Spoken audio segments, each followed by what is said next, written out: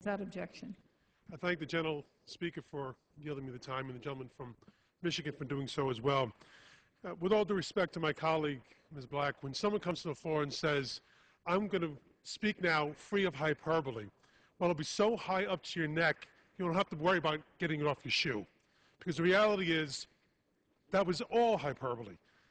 If what we were doing here right now was simply codifying existing law, there'd probably be very little angst on this side of the aisle, but that's not what's happening. What this provision does is goes so much further. It only speaks to the ideological purge that you're on right now. Madam Speaker, on the 100th day of Republican rule of the House, I stood speechless on this floor at their failed campaign promise to focus on job creation and economic growth.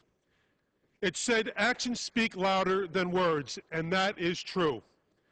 For all the Republicans talk about putting Americans back to work, their actions demonstrate this is the least of their priorities.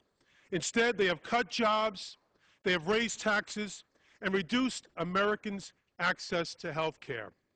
The bill being debated today also has no jobs component whatsoever. Not a single job will be created because of this bill today. In fact, it will raise taxes and hamper the ability of small businessmen and women to hire people.